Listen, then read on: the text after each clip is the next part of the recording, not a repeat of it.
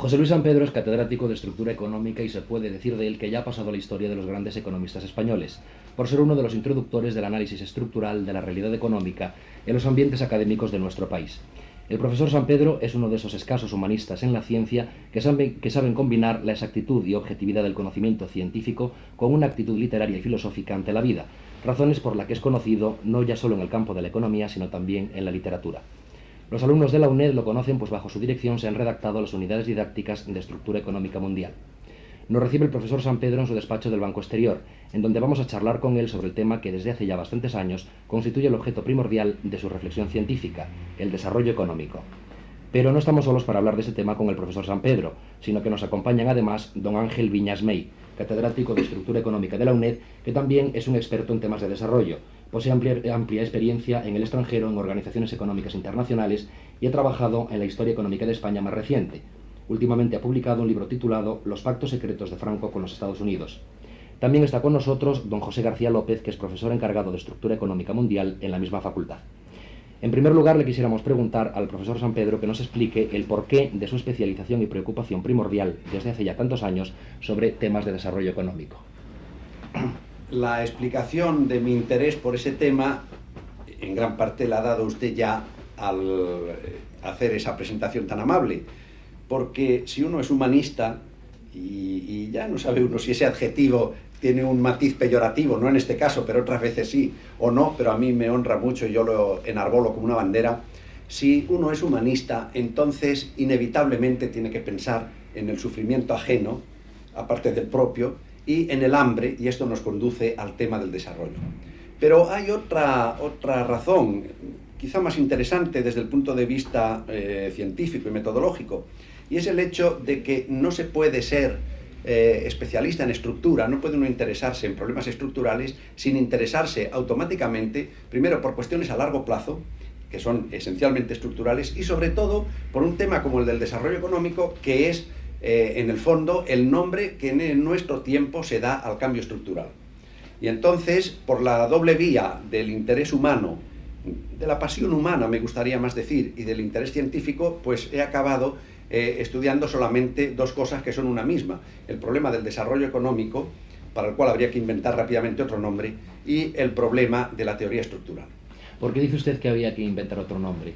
Pues porque a mí me parece, y le parece a mucha gente, que ya eso no sirve por las connotaciones que tiene, y no sirve porque todo lo que se viene amparando bajo la bandera del desarrollo, es decir, las medidas de política nacionales que hablan del desarrollo, y que en el fondo son lo que yo llamé en una ocasión el desarrollo manontropo, es decir, desarrollo sin cambio, y por otro lado, todo lo que también bajo ese nombre se relaciona con el problema de la ayuda internacional al desarrollo, pues está revelándose de una ineficiencia y de una ineficacia que hacen desgastarse esa bandera. Y la prueba es que por distintos sitios surgen intentos de nombre. En Estocolmo en el 72, cuando la conferencia del medio ambiente se habló de un desarrollo ecológico, otros prefieren hablar de un desarrollo integral, de un desarrollo equilibrado, de un desarrollo humano, se habla de las necesidades básicas, etc. La gente está tanteando porque eso del desarrollo económico ya es moneda gastada, ya no sirve. Fue un banderín de enganche en un momento dado, pero ahora ya no suscita el interés de nadie después de tanto, para emplear una palabra de moda, desencanto. A nivel científico hay preocupación por los temas de desarrollo. En cierta ocasión usted comentaba en una de sus conferencias que existe una marginación por parte de la ciencia oficial, de la ciencia económica oficial, sobre los temas del desarrollo. Un ejemplo muy suyo es hablar de las páginas del Lipsey, concretamente dedicadas a los temas de desarrollo. Yo le tengo mucha hincha al Lipsey, quizá por las pretensiones con que se presenta el Lipsey y sobre todo porque tuve que explicarlo, ¿verdad? Pero me parece que no es exacto eso tal como está presentado así, y en esto, Ángel, tú probablemente me puedes corregir o ayudar.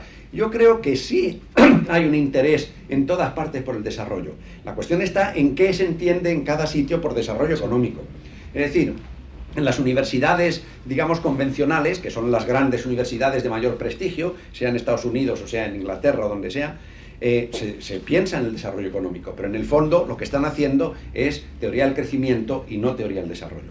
Ahora, si se les dice usted no está interesado, replicarán que sí, que están interesadísimos. Quiero decir que el problema es, y esto viene a incidir otra vez sobre la necesidad de un nombre, El problema es qué se entiende por desarrollo económico. Don Ángel Viñas quizá nos pueda aclarar esto. Bueno, yo sí que estoy básicamente de acuerdo con el profesor San Pedro, pero sí me gustaría señalar que quizá como consecuencia de la persistencia e incluso agudización del problema del subdesarrollo en partes muy concretas del planeta, ha habido una permeabilización creciente de lo que se podría denominar teoría convencional o también en las propias universidades convencionales hacia la problemática específica del subdesarrollo. Y yo creo que en este sentido los últimos años, los años 70, han sido bastante significativos. Si comparamos los libros de texto más usuales de finales de los años 60 con los que recientemente se están publicando, concretamente en el mundo anglosajón, en Estados Unidos o en Inglaterra, que son los grandes mercados en donde este tipo de producciones científicas se generan, observamos lo que a mí me gustaría señalar como una especie de contagio que ha hecho que la teoría convencional sea mucho más sensible al cambio estructural, al cambio social y al cambio de la sociedad entera que hace unos 15 años. Es más, yo diría que incluso este intento de síntesis o de neosíntesis ha alcanzado incluso a las organizaciones internacionales, concretamente la estrategia de ayuda del Banco Mundial. Dios me libre de romper una lanza en favor del Banco Mundial, pero hay que decir un poco también las cosas como son. Ha cambiado de una manera radical con respecto a lo que se practicaba hace tan solo 10 años. Y hoy, sinceramente, creo que muchos economistas y muchos teorizantes estrictamente convencionales han pasado a admitir en sus análisis que el problema del desarrollo económico no es un problema solamente económico, sino que es un problema de modificación profunda de la estructura de la sociedad entera, y que en el estudio de la problemática del desarrollo hay que introducir ámbitos que convencionalmente los economistas no habíamos abordado. De todas formas, esas teorías que han existido tradicionalmente sobre el tema del subdesarrollo, ¿no? Se habla de la teoría clásica, el neoinstitucionalismo, la teoría centroperiferia, la de la dependencia, etc. ¿Hasta qué punto son explicativas, son verdaderamente útiles para explicar este fenómeno? Bueno, voy a contestar a eso, pero antes quisiera mostrar mi acuerdo con lo que ha hecho el profesor Viñas y subrayar que quizá es más todavía en los organismos internacionales que en las propias universidades, sí, donde se ha registrado esa permeabilidad, por la sencilla razón de que ahí tienen voz y voto con mucha frecuencia los países en desarrollo, y entonces han conseguido que penetre mucho más todavía. En cuanto a la explicación o la capacidad de explicación de esas teorías, bueno, a mí me parece que unas explican más que otras. La explicación total, yo creo que en la ciencia no se tiene nunca la explicación total, todos son explicaciones provisionales, se elige la que uno cree mejor, mientras no hay otra mejor, pues esa vale. Tú lo decías, Ángel, ayer bastante bien en la presentación de tu libro. A mí me parece que una forma de sistematizar esto, que he intentado yo y que publiqué en mi artículo en la enciclopedia Planeta de Economía, es considerar que la capacidad de explicación de fenómenos tan globales como el del desarrollo, de procesos, mejor dicho, tan globales como el desarrollo, está ligada a los niveles hasta los cuales penetra el intento de explicación. Y yo proponía, y sigo proponiendo, que se distingan las teorías según los niveles de la realidad en que se detienen. Para mí hay 6 niveles. En un librito antiguo mío que se llamaba Conciencia del Subdesarrollo yo hablaba de 4 niveles. Pocos años después creí necesario añadir 2 más. Los 4 niveles son el técnico, el económico, el político y el social. A mí me parece que las teorías más convencionales se detienen apenas en el nivel técnico, es decir, explican el desarrollo como un aumento del equipo capital, de la productividad, etc. Y si acaso el nivel económico, añadiendo reflexiones sobre, por ejemplo, el empleo del dinero como palanca de movilización o la financiación del desarrollo o la ayuda, etc. Otras teorías alcanzan los niveles político y social. Es cuando damos entrada a la variable poder político y entramos ya en el campo de la marginación, la dependencia o lo que sea. Ahí se detenían mis reflexiones hace años, pero ahora me parece que hay que añadir 2 niveles más. Un nivel que llamo ecológico, para dar entrada a la variable limitación del escenario, que se podrá discutir lo que se quiera, pero el escenario es limitado, se pongan como se pongan. Y por otra parte, el nivel más profundo para mí, que es el nivel axiológico, porque nada se podrá hacer en los demás niveles, nada serio, si no hay una modificación en los valores que la sociedad practica, no los que proclama, sino los que practica.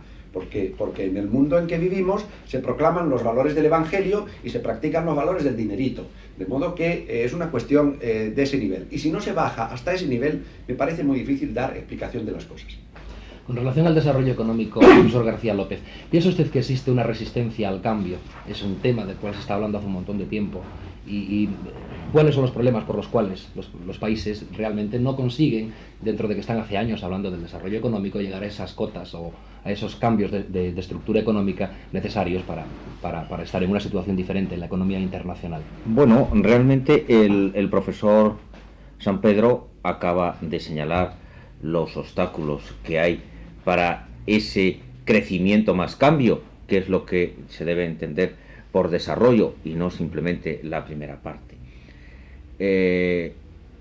Si hay en la estructura social de unos países hay unos segmentos de su población, unos estratos de su población que ocupan una posición predominante, dominante sobre el resto de la sociedad, pues es mucho pedirles que se disparen a la sien y que pongan todos los medios para lograr el cambio en profundidad que llevaría al desarrollo económico entendido como crecimiento más cambio.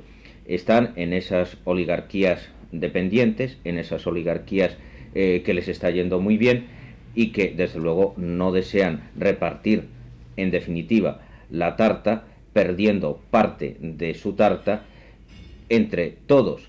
Es que hay grupos realmente en estos países de unas condiciones, de unos valores tradicionales y de unos comportamientos ya no modernos, sino incluso afincados en largas tradiciones del siglo XIX, en que no están dispuestos ni siquiera a perder un 10% para conservar su 90%, cuando a través de determinados medios y recursos de fuerza pueden seguir disponiendo del 100% de riqueza y de poder.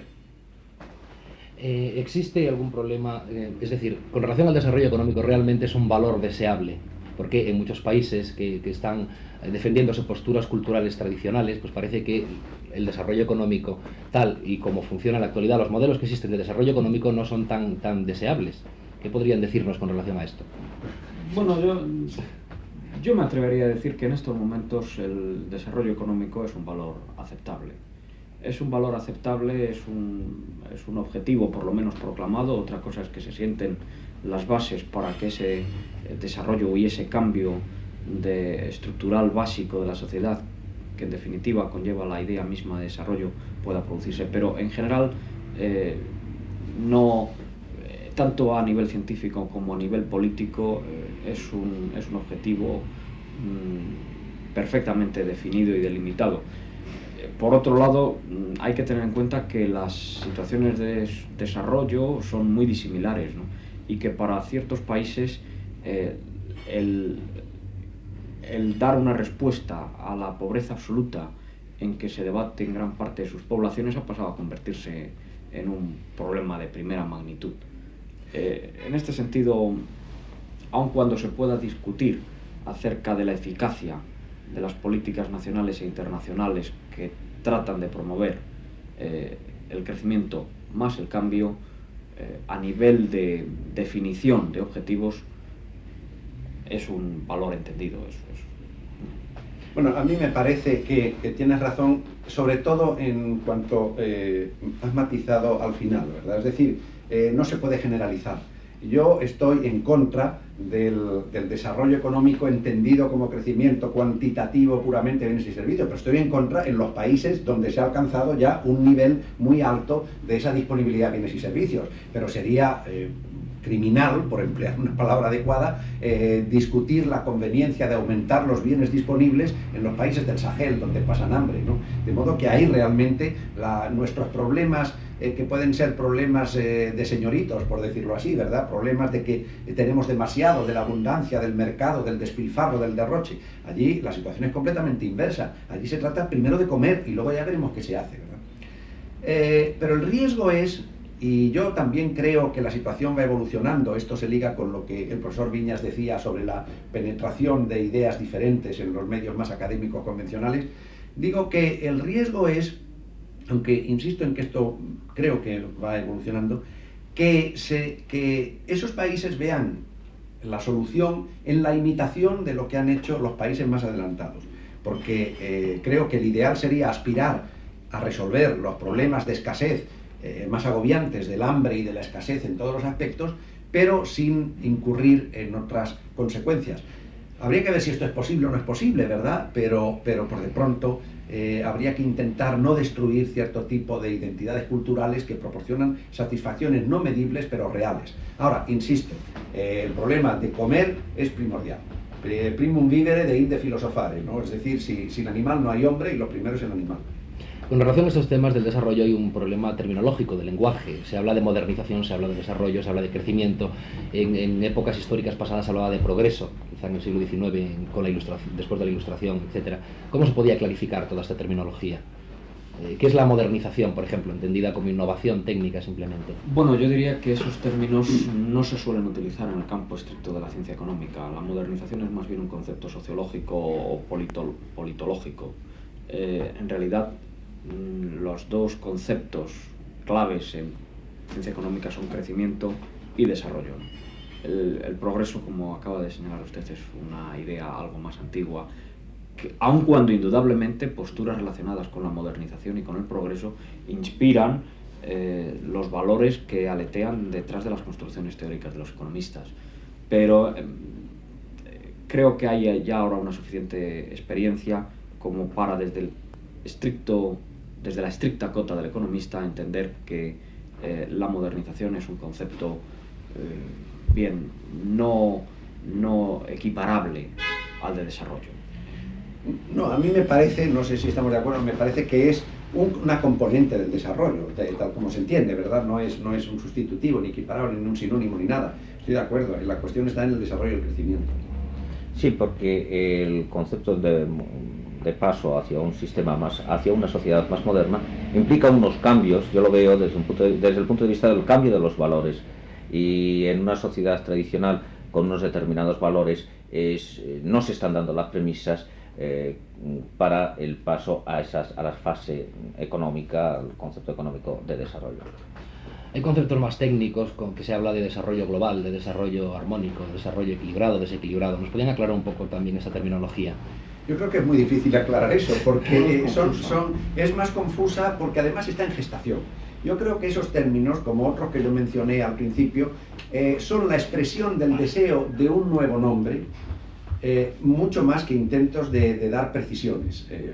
Primero, ya la misma palabra desarrollo no está tan clara como parece, y si está tan clara, entonces a mi juicio es más discutible como objetivo, ¿verdad? Pero en fin, esa es otra cuestión. Pero todos estos nombres, estos adjetivos que se le cuelgan en general a la palabra desarrollo, lo que reflejan es la insatisfacción que nos produce la idea misma de desarrollo, en mi opinión. Bueno, porque además todos los países son, por así decir, subdesarrollados respecto a sus potencialidades, ¿no? Incluso los países hoy desarrollados. Bueno, ese es un tema muy importante y que no sé, yo creo yo no lo he leído en otro sitio, pero hace años que yo vengo diciendo que para mí subdesarrollado es todo aquel país o persona, todo aquel que no ha llegado a ser todo lo que podía haber sido. Y si nos ponemos así, el subdesarrollo de los países desarrollados es impresionante, porque el sentido de frustración que existe en los países, en los países más avanzados, es muy patente. Esta es una posición personal, ¿verdad? Cuando se habla del desarrollismo, en sentido negativo, ¿a qué nos referimos?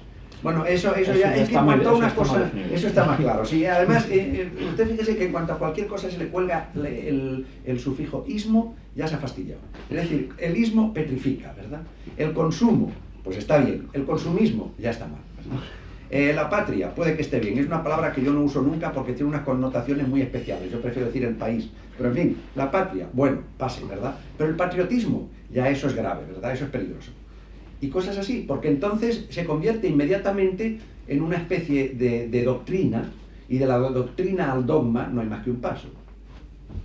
Bueno, básicamente es una actitud que estriba en potenciar el crecimiento estrictamente cuantitativo de las macromagnitudes como sustituto precisamente al cambio. Es, si usted me lo permite, un reflejo de una actitud que consiste en incrementar los niveles de producción, hacer la tarta en definitiva más amplia, para que, sin cambiar para nada las reglas del reparto, los sectores marginados puedan acceder a una modesta situación que permita acallar sus peticiones de reestructuración social y política. Sí. Que además en es el el caso truco, español, es el truco que se ha usado siempre. Yo no me remonto a otras épocas históricas más atrasadas, pero por ejemplo era lo que hacía Porfirio Díaz en México, el porfirismo. En los tiempos de la dictadura española más reciente, yo aprovechaba el caso de Porfirio Díaz para llamar la atención hacia lo que podía hacer un general en México a fin de que no cambiasen las cosas en México, ¿verdad? Que era, pues eso, mejor administración y más producción, pero de cambio social nada, ¿verdad? En una novela de Galdós, que no recuerdo ahora cuál es, hay un personaje que dice lo mismo, dice, no, lo que necesita este país es menos política y más administración. Y para traer al recuerdo un ejemplo que a mí me parece impresionante, yo recuerdo aquella respuesta que el ministro español del Desarrollo de estos últimos tiempos dio a alguien que le preguntó sobre el problema del desarrollo. Y dijo, y esto se comentó mucho y quizá los que me escuchan lo recuerden, dijo que lo que importaba era que una mano se hiciese más grande y más fuerte, pero no que tuviera 6 dedos o 7 dedos, porque eso era anormal. Bueno, esta respuesta en primer lugar definía arbitrariamente lo normal, ¿verdad? Pero aparte de eso, es que no tenía en cuenta que la cuestión no está solo en que la mano tenga 5, 6 o 7 dedos, sino que la mano tenga un martillo o no, que es la modernización, es el empleo de la técnica. Y sobre todo, saber de quién es el martillo y quién, por tanto, consigue los beneficios de la herramienta, etc. De modo que es un truco usadísimo y que creo que los economistas deben estar ya muy en guardia contra algo como el desarrollismo. Y además está ya desprestigiado en la ciencia. Es decir, ahora en esa... Bueno, en la ciencia, pero en la política me parece que no. En la política quizá menos, ¿no? Pero en la ciencia sí. Pero en esa neosíntesis a la que yo antes aludía, creo que me parece que hay un cierto consenso ya a nivel estrictamente científico en que toda potenciación de las políticas de producción, de impulsión del crecimiento, debe ir indisolublemente unida a una potenciación de la política de distribución. Y al hablar ya de distribución, se entran en consideración una serie de factores políticos, sociales, de reforma, que están ausentes, ¿no?, en la idea misma de desarrollismo. Quería decir algo, profesor García López. No, iba a completar lo que ellos iban a decir, ¿o? No.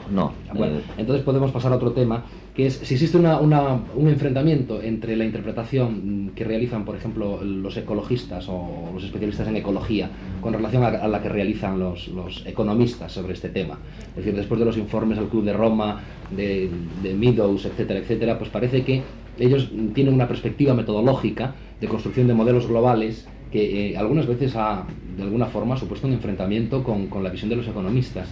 ¿Qué podrían decir? Bueno, yo creo que es una visión radicalmente diferente. En primer lugar, porque la ecología tiene un sustrato fundamentalmente conservador. Por razón mismo, ¿no? El mantenimiento del sistema en funcionamiento dentro de las fronteras que delimitan el propio sistema es la esencia misma del enfoque ecológico. El enfoque económico, naturalmente, es, aplicado a los problemas de desarrollo, un enfoque de cambio.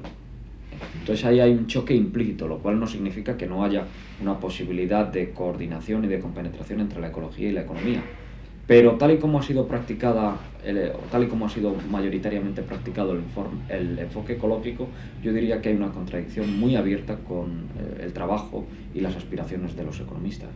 No sé tú, José Luis. Sí, yo estoy de acuerdo con eso, pero creo que es preciso ampliar un poco la cosa, porque resulta paradójico que nos estemos quejando del desarrollismo o del desarrollo como un mero crecimiento y nos encontremos con que una visión ecológica, que a mi juicio está más al día y llega a niveles más profundos, aparezca como conservadora frente a ella. Me parece que la explicación de esta paradoja a primera vista es la siguiente, que los economistas son conservadores en lo social, me refiero a los economistas convencionales, son conservadores en lo social, quieren mantener la sociedad y los valores de mercado y de la sociedad como están, aunque no son conservadores de los recursos naturales. Mientras que los ecologistas son radicalmente conservadores de los recursos naturales, pero eso no impediría, sino, en mi opinión, al contrario, transformar los valores sobre los que se puede vivir. En otras palabras, a mí me parece que el hombre puede vivir mejor sin destruir tanto los recursos naturales. Y cuando digo mejor no quiero decir consumiendo más objetos, lo cual sí es incompatible con la limitación de recursos, pero sí viviendo más su propia vida. Es decir, creo que una de las tremendas causas de frustración y de inestabilidad de las sociedades más adelantadas está en que no se nos enseña a disfrutar de goces tan profundos como los de la vida interior del hombre. Cosa que, en cambio, se podría hacer perfectamente con un planteamiento ecológico. Es más, sería quizá, no sé, pienso ahora en altavoz, sería quizá ineludible en un planteamiento ecológico, porque está ligado a los valores que conducen justamente a la ecología.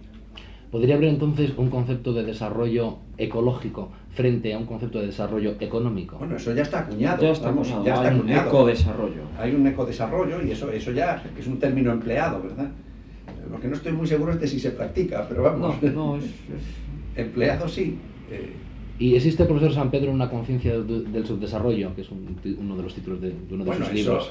Unos la tienen y otros no, ¿verdad? Estamos siempre en lo mismo. No me parece que... Creo que está claro eso, ¿no? Estamos hablando del tema precisamente porque somos conscientes del subdesarrollo, pero hay quienes creen que no, que eso se resuelve fácilmente, que en fin, que se irá resolviendo poco a poco, que la difusión de los beneficios, ya no cree mucho la gente en eso, de la difusión automática de los beneficios de la técnica, pero vamos. Y en todo caso siempre hay a quien echarles la culpa, ¿verdad? Se critica mucho a la sociedad de consumo. ¿Puede haber un desarrollo anticonsumista? ¿Cómo se relacionan estas dos variables, el consumo y el desarrollo? ¿Qué podrían decir con relación a esto? Bueno, eso ya son planteamientos casi filosóficos. Casi filosóficos, casi políticos y casi de opciones, ¿verdad? Si por desarrollo se entiende el aumento progresivo de bienes y de servicios, bueno, el consumismo es inherente al desarrollo y la sociedad de consumo está ligada al desarrollo, ¿verdad? Si uno prefiere otro tipo de desarrollo, entonces puede practicar menos el consumo, ¿no? Pero eso son más bien opciones que digamos, proposiciones científicas, ¿no? Pasemos a un tema entonces más concreto, que es, basándonos en la experiencia del profesor Viñas en organizaciones internacionales, cómo se ve el tema del desarrollo económico en estas organizaciones y qué nos podía decir con relación a la ayuda al desarrollo. Bueno, yo creo que no se puede hablar en términos generales, por cuanto que la penetración de la noción de cambio y la noción de reforma básica no ha sido igualmente intensa en todas las organizaciones internacionales.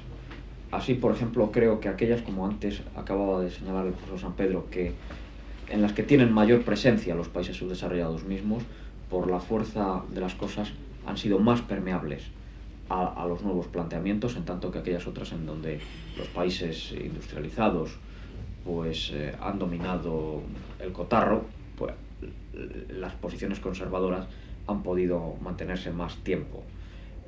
¿Cuáles son aquellas en donde más sensible se ha sido a la idea de cambio? Pues básicamente en torno al sistema UNCTAD, el conjunto de organizaciones que gravitan en torno a la UNCTAD y la UNCTAD misma.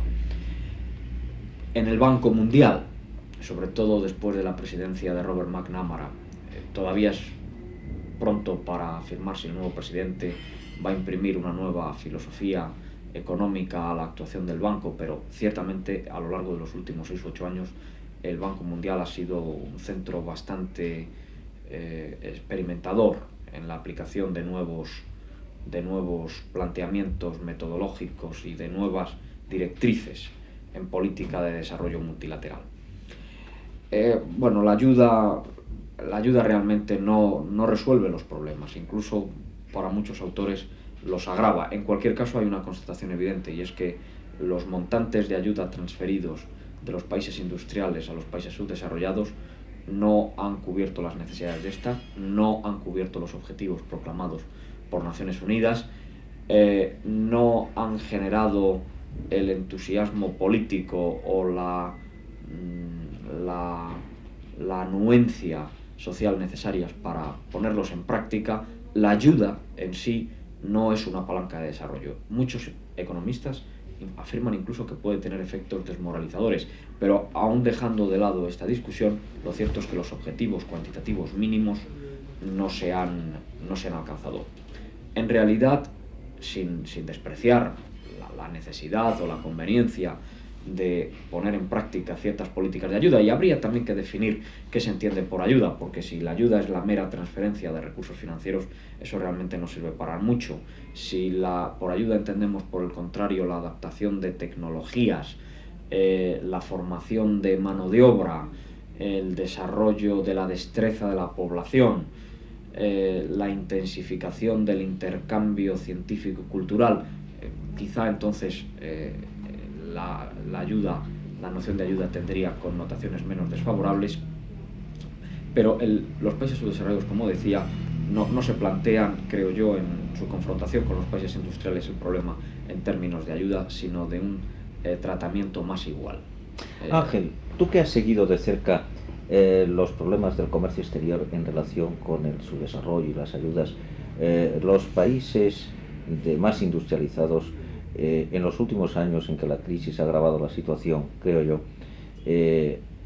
han vuelto a cerrarse en relación con los intentos de apertura y de poner unas tarifas preferenciales para los países subdesarrollados, o por el contrario han seguido en la línea de dejar que el comercio y las importaciones procedentes de estos países tengan unas ciertas ventajas comparativas.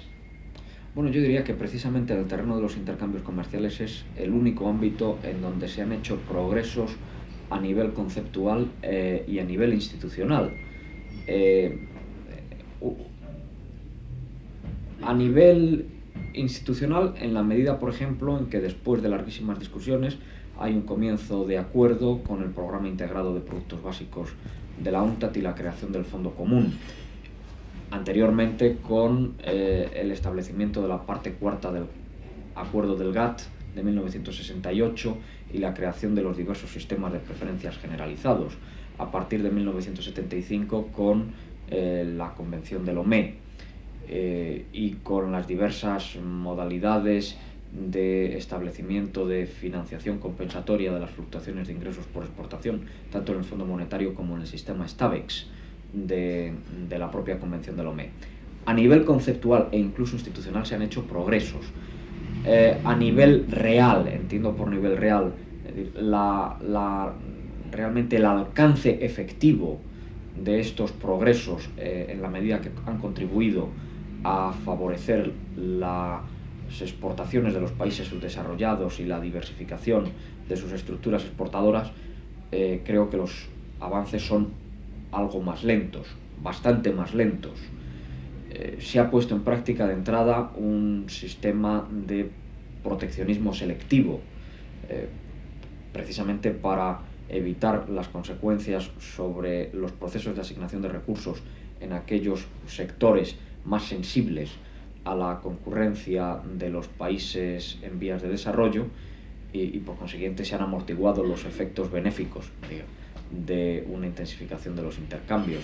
Se ha aguado bastante el alcance del sistema de preferencias generalizadas, incluso en su versión más generosa, que es la puesta en práctica por la Comunidad Económica Europea. Se han desmantelado barreras arancelarias, pero se han creado barreras extraarancelaриas bajo la forma de numerosas reglamentaciones técnicas, y aquí los avances, incluso los registrados por ejemplo en la ronda Tokio, pues no son espectaculares. Es decir, lo que hay en el terreno de los intercambios es la esencia misma de las relaciones económicas internacionales. Los sectores afectados buscan protegerse. Solamente en los libros de texto de teoría económica la capacidad de reacción de los agentes económicos es infinita. En la práctica, la esencia misma de la economía es resistencia al cambio. Y la esencia misma de la política económica es, hasta ahora, no promover las ventajas comparativas, sino proteger a aquellos sectores que están más afectados por la competencia que se les pueda hacer desde el exterior. Dicho esto, creo que, desde luego, a nivel conceptual, la política comercial es el ámbito en el que más avances se han registrado. Todo lo que se pueda decir sobre control de empresas multinacionales, transferencia de tecnología, ayuda, endeudamiento exterior, es nada en comparación con la concreción que se ha registrado en las peticiones de los países subdesarrollados, por un lado, y en la aceptación, al menos teórica, por parte de los países industrializados, de estos avances en materia de intercambio comercial. Y aquí creo que el avance más espectacular, pequeñito por otro lado, pero en fin, el avance más espectacular es el del Programa Integrado de Productos Básicos, que todavía no se ha puesto en práctica. Sí, en general parece ser que las opiniones que sacamos sobre la ayuda al desarrollo es en un sentido negativo en términos generales. ¿Esa actitud tercermundista de contar solo con las propias fuerzas, profesor San Pedro, es viable? A mi juicio, para conseguir el tipo de desarrollo que tienen los países ya adelantados, no es viable. Es decir, a mí me parece, no sé qué piensas tú, es decir, intentar con las propias fuerzas que los países del tercer mundo alcancen el nivel de Estados Unidos o de Inglaterra o de Francia no es viable, ¿verdad? De modo que, porque además tampoco sería viable para los países ricos mantener su nivel de consumo actual si contasen exclusivamente con sus propios recursos, porque la interdependencia es un hecho real, ¿verdad? Ahora bien, lo que se puede concebir teóricamente, aunque yo creo que por el momento es una utopía, sería eso que lanzaron los países latinoamericanos, primero Brasil y luego hubo la Conferencia de México, de la autonomía económica colectiva. Es decir, la capacidad de presión política de los países del tercer mundo unidos frente a los países adelantados sería muy grande. Aunque no hay muchos casos, me parece, repetibles como el del petróleo, pero si en cambio, si de verdad se unieran y se entendieran, sería muy grande. Lo que pasa es que no solo el maquiavelismo, no es solo eso de los países adelantados, yo no creo demasiado en los maquiavelismos, pero en fin, también los países adelantados procuran que esa unión no se produzca. Pero es que las propias divisiones del tercer mundo, los antagonismos, las rivalidades, que no llamo grotescas porque son trágicas, entre pequeños gobiernos, creando países inviables por pequeñas independencias. ¿Cuántos países hay ahora en el Caribe? 14, 15, 16. Ninguno de ellos puede subsistir ni siquiera como está, ¿verdad? En fin, todo eso va en contra de la posibilidad de una acción colectiva. De modo que esos países no son viables. Además, yo creo que en este momento hay en el mundo, pues no sé cuántos, pero 50, 60 o 70 países que no son viables. Que aunque se les ayude del todo, no pueden ni digerir la ayuda, ¿verdad? Sí. Ya las Naciones Unidas hace años establecieron primero, fueron, me parece, 25 países subdesarrollados entre los países en vías de desarrollo. Fue una lista de 25 que luego se amplió. Todas esas unidades políticas no son viables, ni con ayuda siquiera. De modo que, claro, la respuesta es muy clara, ¿no? Sí, yo estoy de acuerdo con el profesor San Pedro. La noción de la disociación, por así decir, de los países subdesarrollados, de los mecanismos de interdependencia y de división internacional del trabajo, es un esquema teórico, es, si usted quiere, una retórica, puede constituir una ideología, pero habida cuenta de la interpenetración actual entre países industrializados y en vías de desarrollo, subdesarrollados o atrasados, me parece que no puede promover una acción política consciente. Ciertamente en los últimos años, tras el fracaso del programa de acción para el establecimiento de un nuevo orden económico internacional y de la Carta de Derechos y Deberes Económicos de los Estados en el año 74, insisto, tras el fracaso, la confrontación o las relaciones entre unos y otros países no van por la collective self-reliance, esta autonomía colectiva, sino que van más bien por el terreno del grignotage, ¿no? de de la recuperación o de la modificación lenta y paulatina de ciertos pequeños ámbitos de las relaciones internacionales en favor de los países en vías de desarrollo. Y aquí vuelvo a insistir de nuevo, el avance más espectacular conseguido desde el año 74 no ha sido la creación de un nuevo orden económico internacional, que está todavía muy en la lejanía, sino el paso mucho más modesto de tratar de poner en marcha el programa integrado de productos básicos. ¿Qué es el nuevo orden económico internacional? ¿Nos lo podían explicar? ¿Y por qué parece ser que ya hay que pensar que ha fracasado, habiendo sido una idea que tanto se ha corrido en los últimos tiempos? Bueno, en pocas palabras, el nuevo orden económico internacional es la resolución de la Sexta Asamblea Especial de las Naciones Unidas del año 74, en lo cual, yo no me acuerdo ahora de los términos concretos de la resolución, pero era una especie de carta a los Reyes Magos pidiendo todos los juguetes del planeta, ¿verdad? Claro. Pedían la libertad, la seguridad, la independencia, la soberanía, la salvación, la ayuda y la intemerata. Incluso yo me acuerdo que hice un análisis sobre eso en su tiempo para el proyecto de Interfuturos, y habría hasta objetivos contradictorios, ¿verdad? De modo que, en el fondo, la idea es importante, y yo creo que a la larga la ¿verdad? La idea era la de reconocer la existencia de una interdependencia, y entonces plantearse la posibilidad de organizar esa interdependencia en otros términos que hoy, porque la interdependencia existe, pero como decía un delegado chino en la Asamblea de las Naciones Unidas, hay interdependencia entre el jinete y el caballo. Lo que pasa es que la posición del caballo es mucho más incómoda que la del jinete. Bueno, pues la cuestión estaba en sustituir la interdependencia de hecho actual por una interdependencia jurídicamente más ordenada. Es decir, llevar al plano internacional algo que se ha iniciado ya, hay que reconocerlo, pero que está mucho más admitido dentro del plano de las naciones, que es que la idea liberal decimonónica del tratamiento igual a todos no es la justicia, sino la injusticia. Es decir, que hay que tratar de manera diferente a los que son diferentes, y por tanto que no se puede tratar igual a pequeños países pobres que a los grandes países ricos. Pero lo que pasa es que esto no se ha llevado a la práctica, y como decía muy bien el profesor Viñas, eso es ya un fracaso. Todavía se habla de orden económico internacional, pero yo creo que es, es un eslogan. Es un eslogan ya que no atrae a nadie, ni interesa a nadie. Es una bandera que se ha desgastado mucho más rápidamente que la del subdesarrollo y la del desarrollo. Entonces hay que concluir que de momento la situación de la estructura económica mundial va a seguir siendo la misma. No hay posibilidades ni a largo plazo ni a corto de que haya mutaciones importantes. Posibilidades sí hay, lo que yo no creo es que se produzcan, ¿verdad? Ahora, cuidado, no desestimemos o subestimemos, y en esto me meto en el campo del profesor Viñas, que es más historiador que yo, pero los escotillones de la historia son como los del teatro de magia, ¿verdad? Yo suelo repetir mucho a las personas conservadoras cuánto tiempo se creen que va a durar la situación en África del Sur, por ejemplo. Entonces, yo no creo que vaya a durar así muchos años.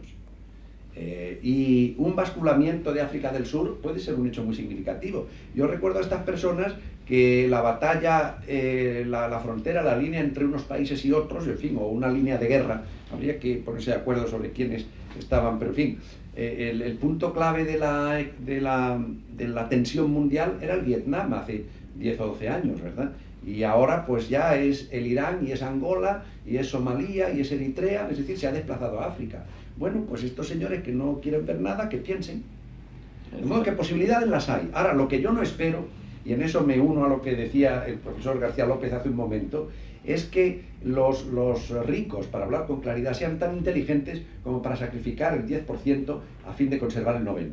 Mi experiencia, cuando yo he estado alguna vez en sesiones del Grupo B de la UNTAD, por ejemplo, en las Naciones Unidas, ha sido la de que estos señores no sacrifican nada, ¿verdad? Y no están ni por sacrificar nada, y todo lo que hacen es echar balones fuera lo mejor que pueden. Sí, quizá por la sensación de que los países industrializados como grupo poseen la capacidad tecnológica para parar la historia. Sí, pero eso se lo han creído todos los señores que a lo largo de la historia han creído que podían parar la historia. Bueno, y creían que lo podían dejar todo atado y bien atado, por emplear una frase más conocida, ¿verdad? Y luego resulta que nunca queda todo atado y bien atado, porque yo no soy historicista o determinista histórico en el sentido de creer que la historia nos dice a dónde vamos, pero lo que sí lo soy en el sentido que lo que sí nos dice la historia En fin, Sí, que el cambio se es que hay produce. cambio. Que el cambio ¿Hacia dónde? No lo sé, ni creo que se puede saber, pero que se cambia. Vamos, si hay alguna lección permanente en la historia, es que las cosas cambian. En todas las situaciones sociales, los que estaban en mejor posición han evitado cambiar. Y el hecho es que la estructura social ha cambiado. Bueno, pues que se aprendan la lección de una vez, si es que son capaces. Las categorías que ha creado todas las teorías sobre el desarrollo económico, estas categorías científicas, pueden ser aplicables también ya a los países desarrollados. Parece que siempre nos referimos a los países subdesarrollados. Y se podía hablar del desarrollo económico en el ámbito de los países desarrollados, que es esto de los límites al crecimiento, el cambio cualitativo, etcétera, etcétera. Hombre, habría que ver de qué categoría se trata lo primero, ¿no? Pero, por ejemplo, en esto concreto que usted menciona, a mi punto de vista, no sé si será el del profesor Viñas también y el profesor García López, pero mi punto de vista es que el problema que se plantea a los países más adelantados es más bien el del crecimiento que el del desarrollo, porque creo que el problema del cambio social no se les plantea a ellos Con tan esa claramente, intensidad. con esa intensidad. Por supuesto que el cambio social se produce en ellos también, pero no de la misma manera que en los países en desarrollo, donde ese cambio es deseado, al menos por algunos, planeado, promovido, digamos, teniendo a la vista otros ejemplos reales ya. Mientras que los países más adelantados, que tienen una estructura social que está, por decirlo así, en la primera línea de la evolución histórica, pues claro, no hacen prosa sin saberlo, como decía el personaje de Molière, ¿no? Es decir, hacen cambio social sin darse muy bien cuenta. Para poner un ejemplo, yo creo que una de las revoluciones más importantes del siglo XX, sobre todo en su segunda mitad, es la revolución de la situación femenina en los países más adelantados, del estatus femenino, que ha cambiado una serie de cosas de las que todavía no nos damos bien cuenta. Pero claro, todo eso no se planea, se produce en el seno justamente del cambio social.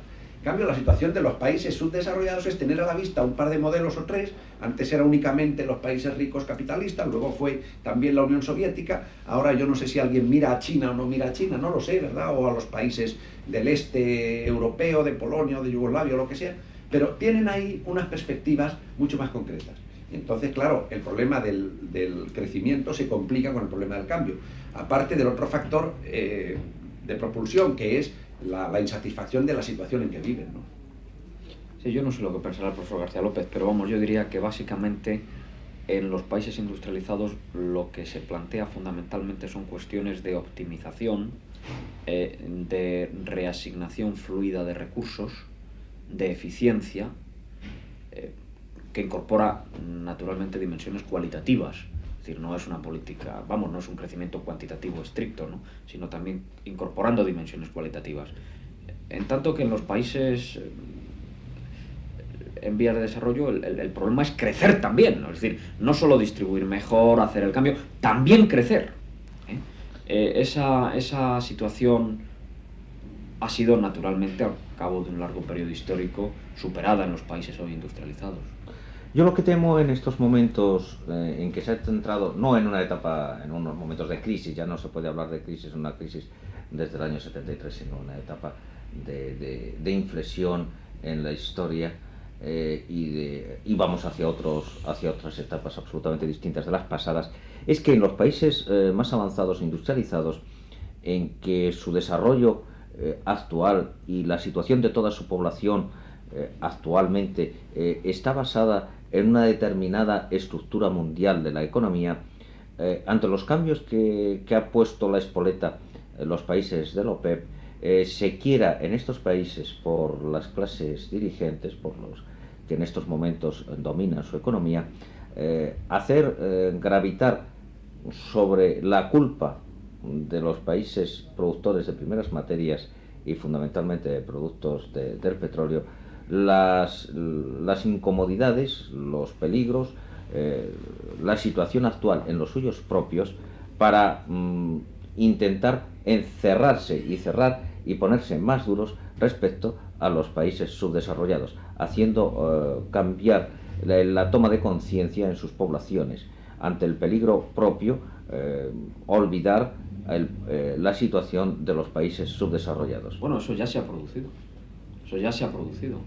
El fracaso del programa de acción para el establecimiento de un nuevo orden económico internacional se debe indudablemente, en gran parte, a la situación de crisis por la que atraviesa la economía mundial y también los países industrializados. Claro. Pero bueno, yo quisiera señalar una cosa que puede ser obvia, pero que hay que mencionar, y es que también el encarecimiento rápido, ascendente, persistente a lo largo de estos últimos 7 u 8 años de los precios del crudo ha tenido profundos efectos recesivos sobre los países industrializados. Ya hay quien habla del cuarto mundo. Claro. También sobre los otros países no productores de petróleo, pero también ha contribuido, claro está, a frenar en una manera bastante importante el crecimiento de los países industrializados.